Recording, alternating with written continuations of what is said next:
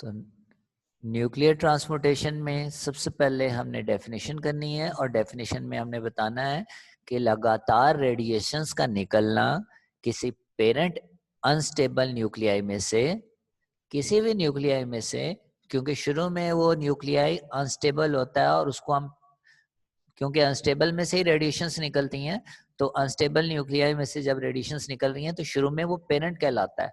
जब उसमें से alpha beta gamma rays radiations निकलने का मतलब अल्फा बीटा गैमा रेस उसमें से निकल रही हैं, उनमें से एक भी रे निकल आए तो वो कन्वर्ट हो जाता है एक थोड़ा सा पहले की निस्बत स्टेबल न्यूक्लियाई में।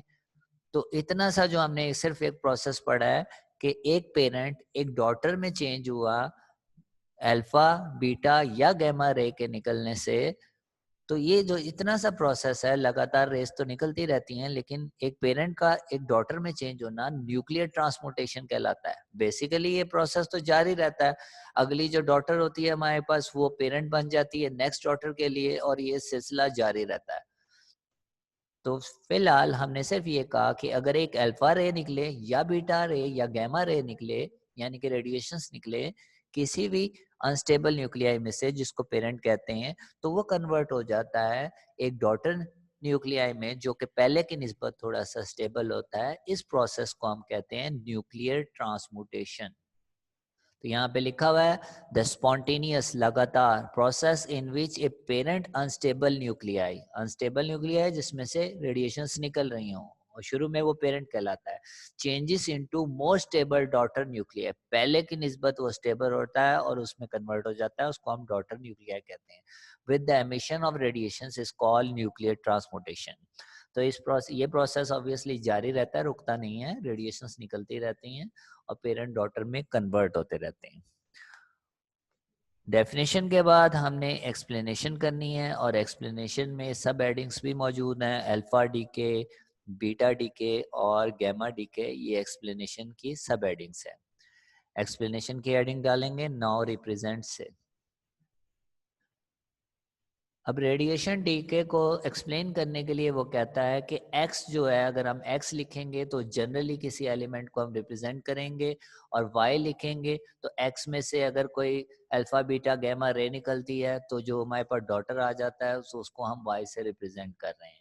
और जब रेडिएशंस निकलती हैं तो तीन किस्म की रेस निकलती हैं, अल्फा बीटा और गैमा रेस, और ये तीनों रेस को अलग अलग से एक्सप्लेन किया गया है, जिसमें नंबर 1 पे है अल्फा डीके, यानी कि अल्फा रेस का निकलना। ये जनरल इक्वेशन जो है, जो कि हर एक में मौजूद है, अल्फा बीटा और गैमा तीनों में मौजूद है, ये general equation as short question भी आती होती है। तो ये इक्वेशन अच्छे तरीके से समझनी भी है और याद भी होनी चाहिए। तो जनरल इक्वेशन अल्फा डीके की, यानी कि एक अल्फा पार्टिकल जब निकलता है किसी एलिमेंट में से तो उसको कैसे रिप्रेजेंट करते हैं। सबसे पहले हमने ये x लिखा, a z यानी कि न्यूक्लियाइड लिखा, a एटॉमिक मास नंबर है और z जो है वो हमारे पास एटॉमिक नंबर है। तो ये पेरेंट न्यूक्लियाई है, और पेरेंट न्यूक्लियाई में से हमने एक हीलियम का न्यूक्लियस निकाला। अल्फा पार्टिकल बेसिकली हीलियम का न्यूक्लियस ही होता है, और इसका एटॉमिक मास 4 और एटॉमिक नंबर 2 के बराबर होता है। तो स्टार्ट में एक्स ये है और इसमें से हीलियम निकल रहा है। तो अब गौर से देखें, ऊपर एटॉमिक मास ए था, उसमें से 4 निकाल दें तो हमारे पास ये डॉटर एलिमेंट आ जाता है जिसमें एटॉमिक मास A-4 है। इसी तरह एक्स का एटॉमिक नंबर Z था और हीलियम का 2 था, तो चूंकि ये निकला है उस एक्स के अंदर से, तो इसलिए जो डॉटर एलिमेंट है उसका एटॉमिक नंबर Z-2 हो गया, और इस प्रोसेस में एनर्जी भी रिलीज होती है। तो ये जनरल इक्वेशन थी अल्फा डीके की। इसके लिए एक एग्जांपल भी है, रेडियम है हमारे पास 226 और 88 रेडियम, ये कन्वर्ट होता है रेडॉन में जब एक हीलियम पार्टिकल निकलता है, और हीलियम पार्टिकल में एटॉमिक मास में 4 की कमी होनी चाहिए और एटॉमिक नंबर में 2 की कमी होनी चाहिए रेडियम में से। तो रेडियम में से 226 में से 4 माइनस करें तो 222 आ जाता है। इसी तरह 88 में से 2 माइनस करें तो 86 आ जाता है। तो ये कन्वर्ट हो जाता है रेडॉन में। रेडियम पेरेंट एलिमेंट और रेडॉन जो है हमारे पास वो डॉटर एलिमेंट है हमारे पास, और प्लस एनर्जी भी रिलीज होती है। और नीचे थोड़ा सा हमने इसको एक्सप्लेन करना है कि इस प्रोसेस में हुआ क्या था। इस प्रोसेस में ये हुआ था कि जो पेरेंट एलिमेंट था उसके एटॉमिक मास में 4 की कमी आई थी, और पेरेंट एलिमेंट के एटॉमिक नंबर में जो कमी आई थी वो 2 की आई थी, और वो कन्वर्ट हो गया था डॉटर एलिमेंट में, और इस दौरान में एनर्जी भी रिलीज हुई थी। उसके बाद है general equation of beta decay. Beta जो होता है बेसिकली एक इलेक्ट्रॉन ही होता है, E0-1 से इसको रिप्रेजेंट करते हैं, और इसकी जनरल इक्वेशन जो है वो ये है ZAZ। ये Z की जगह पे आप X भी लिख सकते हैं, जरूरी नहीं है Z लिखना। तो ZAZ जो है हमारे पास ये कन्वर्ट हो रहा है डॉटर में Y में, और इलेक्ट्रॉन हमारे पास E0-1 ये इसको इस तरीके से रिप्रेजेंट करते हैं। अब आसान लफ्ज़ों में atomic number atomic mass number A था, उसमें से 0 माइनस किया तो बाकी बच गया A दोबारा से। इसी तरीके से Z का जो है एटॉमिक मास नंबर जो था वो Z था, और Z में से -1 किया तो Z -1 तो Z+1 हो जाता है, तो हमने लिख दिया Z+1 यहाँ पे। तो ये जो है ये डॉटर एलिमेंट जो है हमारे पास हासिल होती है जब बीटा डिके होता है।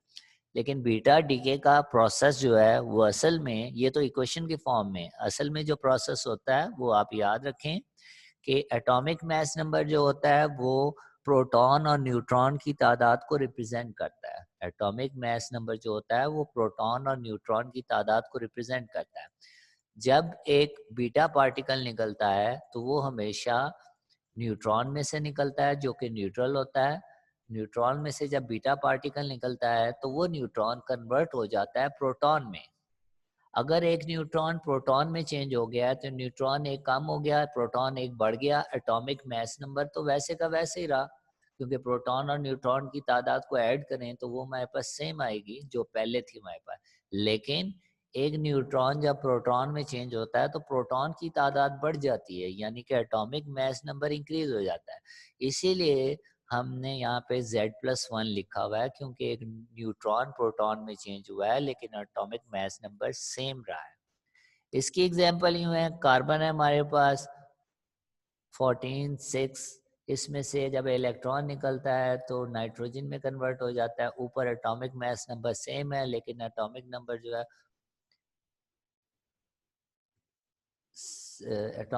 जो है हमारे पास यहाँ पे आप देख सकते हैं कि 7 होना चाहिए था, यहाँ पे 6 लिखा हुआ है, तो आप अपनी बुक में देखेंगे तो वो 7 ही लिखा हुआ है। ठीक है, ऊपर 14 आएगा, नीचे 7 आएगा, आपकी बुक में सही लिखा हुआ है। तो नाइट्रोजन जो है वो ऊपर 14 और नीचे 7 नाइट्रोजन में कन्वर्ट हो गया, कार्बन जो है नाइट्रोजन में चेंज हो गया, और बीटा पार्टिकल जब निकलता है अब तो एनर्जी भी रिलीज होती है। तो इस पूरे प्रोसेस को उसने नीचे भी एक्सप्लेन किया है कि जब बीटा पार्टिकल निकलता है तो ऐसी सूरत में जो है एटॉमिक मास नंबर सेम रहता है लेकिन एटॉमिक नंबर में 1 का इजाफा हो जाता है, जैसा कि यहाँ पे लिखा हुआ है Z+1। तो Z+1 का मतलब जो डॉटर में जो है उसमें एटॉमिक नंबर में 1 का इजाफा हो जाना है, और अगर कार्बन में 6 था तो यहाँ पे हमारे पास 7 आ जाता है, तो आपकी बुक में 7 सही लिखा हुआ है। उसके बाद है हमारे पास गैमा। जनरल इक्वेशन जो है हमारे पास जो कि इम्पोर्टेंट है, इसमें गैमा जो होता है वो न्यूट्रल होता है हमारे पास, इसके ऊपर भी 0 और नीचे भी, जैसा कि यहाँ पे देख सकते हैं गैमा के ऊपर भी 0 है नीचे भी 0 है, तो यहाँ पे भी आप लिख सकते हैं ऊपर 0 और नीचे 0, और प्लस आगे इसके बिल्कुल आगे प्लस एनर्जी, इसके आगे जो है मिसिंग है प्लस, जिस तरह नीचे लिखा हुआ है प्लस एनर्जी। इसी तरह जनरल इक्वेशन में भी गैमा के आगे लिख दें प्लस एनर्जी। तो जो हमारे पास गैमा है चूंकि ये न्यूट्रल है, इसके निकलने से जो है एटॉमिक नंबर और एटॉमिक मास नंबर में जो है वो कोई तब्दीली नहीं आती है। तो हम देख सकते हैं कि XAZ वो XAZ में ही चेंज हुआ है। XAZ अपनी बुक में देखें तो XAZ जो है वो XAZ में ही रहता है, प्लस गैमा निकलता है और प्लस एनर्जी रिलीज होती है। सिर्फ आप देखेंगे तो सिर्फ स्टार लगा हुआ है शुरू में और डॉटर में स्टार नहीं लगा हुआ। स्टार का मतलब होता है कि जो शुरू में हमारे पास न्यूक्लियस मौजूद था, पेरेंट न्यूक्लियस, वो थोड़ा सा जो है उसकी शेप चेंज थी, बाद में डॉटर में जब चेंज हुआ गैमा रे निकली तो उसकी शेप जो है वो पहले की निस्बत थोड़ी सी डिफरेंट हो गई। पहले न्यूक्लियस की शेप अगर थोड़ी सी उभरी हुई है एक साइड से, ज्यादातर जो है गैमा उसी में से निकलता है जिस न्यूक्लियस की एक साइड थोड़ी सी जो है वो बाहर की तरफ हो, उभरी हुई हो। तो जब गैमा न्यूक्लियस निकलता है वो थोड़ा सा स्फेरिकल में कन्वर्ट हो जाता है, तो वो डॉटर एलिमेंट आ जाता है, लेकिन एटॉमिक नंबर और एटॉमिक मास सेम रहता है, सिर्फ थोड़ी सी प्रॉपर्टी चेंज हो जाती है शेप में। जिस तरह अगर आप नीचे देखें तो कोबाल्ट था हमारे पास, कोबाल्ट जो है एग्जाम्पल में कोबाल्ट ही रहा, सिर्फ स्टार एक लगाया हुआ ऊपर नजर आ रहा है। ये स्टार जो है कोबाल्ट के ऊपर जो स्टार लगा हुआ है वो नेक्स्ट में कोबाल्ट के ऊपर स्टार नहीं मौजूद, क्योंकि इसमें से एक गैमा रे निकल गई है प्लस एनर्जी रिलीज हुई है। और फिर नीचे हमने लिख दिया कि जब गैमा रे निकलती है तो इसके साथ लाजमी अल्फा या बीटा पार्टिकल जो है वो लाजमी रिलीज होता है, एमिट होता है। उसके बाद है nature and properties of radiations. अब रेडिएशन की प्रॉपर्टीज जो हैं यहाँ से स्टार्ट होती हैं और सब हेडिंग्स जो है हमारे पास आयनाइजेशन, पेनिट्रेटिंग एबिलिटी, ये उसी में शामिल है और यहाँ पे ख़त्म होती हैं प्रॉपर्टीज, वो सब हेडिंग्स हैं उसकी। तो nature and properties of radiation, radiation के बारे में फर्स्ट पैराग्राफ में हमने यही बताना है कि अल्फा पार्टिकल किस एलिमेंट में से निकलने के ज़्यादा चांसेस हैं, बीटा पार्टिकल किस एलिमेंट में से ज़्यादा निकलने के चांसेस हैं, और गैमा किस एलिमेंट में से ज़्यादा निकलने के चांसेस है या किस न्यूक्लियस में से चांसेस हैं। तो वो कहता है कि जिसमें अगर अल्फा हम देखें तो उसमें जो है वो प्रोटॉन और न्यूट्रॉन की तादाद ज़्यादा होनी चाहिए तभी हीलियम का पार्टिकल बनता है। तो वो कहता है जिसमें प्रोटॉन और न्यूट्रॉन की तादाद ओवरऑल ज़्यादा हो उसमें से हीलियम का पार्टिकल निकलने के चांसेस होते हैं, यानी कि अल्फा पार्टिकल निकलने के चांसेस होते हैं। और अल्फा पार्टिकल का चार्ज जो होता है वो बेसिकली 2 प्रोटॉन के बराबर होता है या 2 इलेक्ट्रॉन के बराबर कह सकते हैं। मैग्नीट्यूड में इलेक्ट्रॉन का चार्ज और प्रोटॉन का चार्ज आपस में बराबर होता है। तो यहाँ पे वो मैग्नीट्यूड का जिक्र करता है कि अल्फा पार्टिकल जो होता है उसके अंदर चार्ज 2 इलेक्ट्रॉन के बराबर है या 2 प्रोटॉन के बराबर है। और एक ऐसा न्यूक्लियस जिसमें प्रोटॉन और न्यूट्रॉन की तादाद ज्यादा हो उसमें से अल्फा निकल सकता है। एक ऐसा न्यूक्लियस जिसमें न्यूट्रॉन की तादाद ज्यादा हो उसमें बीटा पार्टिकल निकलने के चांसेस ज्यादा होते हैं, क्योंकि न्यूट्रॉन में से ही बीटा पार्टिकल निकलता है। और लास्ट में एक ऐसा न्यूक्लियस जो एक्साइटेड हो, यानी कि एक साइड से थोड़ा सा उभरा हुआ हो, तो उसके अंदर से जिसकी शेप थोड़ी सी चेंज हुई हो उसके अंदर से गैमा पार्टिकल निकलने के चांसेस ज्यादा होते हैं।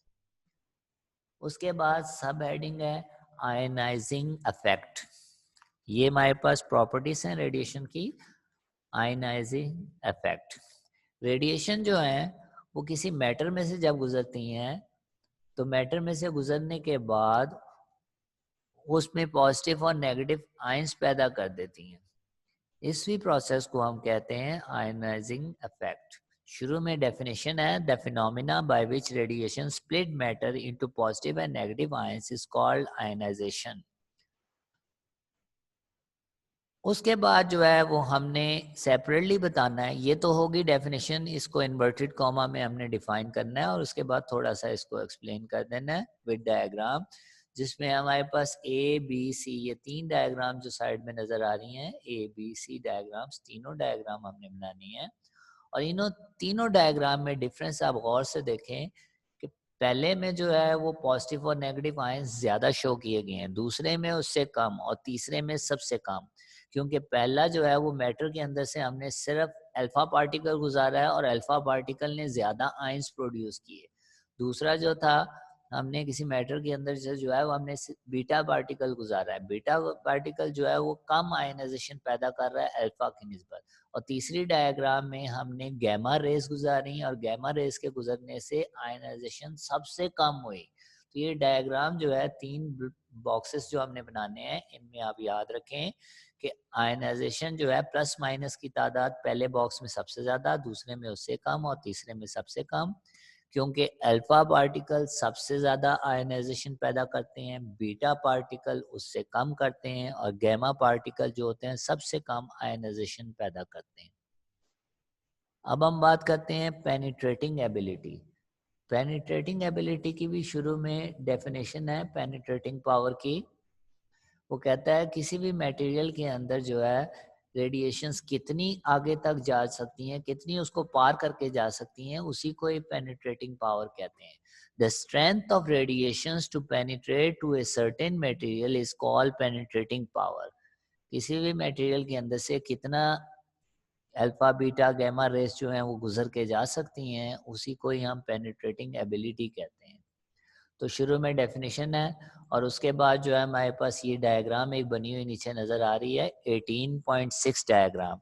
ये डायग्राम आपने बनानी है और इस डायग्राम से भी वाज़ेह है कि अल्फ़ा बीटा गामा में से जो है वो कौन सी ज़्यादा पेनिट्रेट करती है। तो आप शुरू में तो आप ये लिख सकते हैं कि कौन ज़्यादा पेनिट्रेट करता है, कौन उससे कम और कौन सबसे कम। अल्फा पार्टिकल सबसे कम पेनिट्रेट करते हैं, बीटा पार्टिकल उससे ज़्यादा पेनिट्रेट करते हैं और गामा पार्टिकल जो है वो सबसे ज़्यादा पेनिट्रेट करते हैं।